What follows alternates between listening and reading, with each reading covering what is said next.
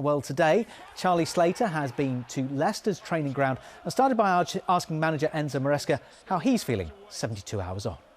Immediately after the game, it's normal to be upset, but as we said the other day, sometimes you win games that you don't deserve, and sometimes you lose games that you don't deserve. And to be honest, after the game, yes, for sure I was upset because we lost, but in the same time, for me, the performance was very, very good for 80 minutes. Yeah, he's a slightly happier man now than perhaps he was on Friday night. And speaking of happy men, well, these two are always happy to be talking about the Foxes. We have Owynn Palmer-Atkin from BBC Radio Leicester, Jordan Blackwell from the Leicester Mercury. Thank you for your time, fellas. Well, first of all then, Owynn, the gap's down to 6 points to third place. That's the tightest it's been since early October.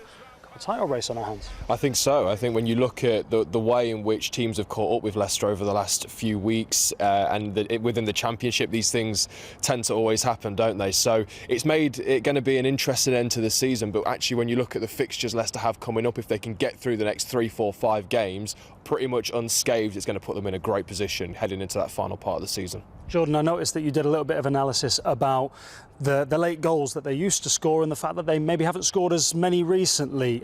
Is that one of the main reasons you think that things have changed a little of late? And if not, what are the other reasons? Yeah, I think so. I think we've seen it in a few of the bigger games that Leicester have kind of come unstuck towards the end of games that, you know, they've always had the lead going into that final 15 minutes. So, yeah, I think that's probably one issue, but it is the only issue for now, and so I think there can still be confidence there. I'm going to ask you to stare into your magic crystal balls, fellas, as it were. And Jordan, what happens from here, first of all? I think that Leicester, I will say they will go unbeaten for the remainder of the season. I'll be brave. And I'll say that they will win the league by a few points ahead of Leeds. Days, well, that's nice. Follow that. Well, how do I follow that?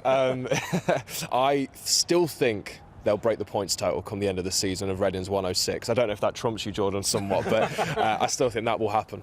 Very good. Owynn, Jordan and their magic crystal balls. Thank you very much indeed. Colin, we have, as I said, a title race on our hands.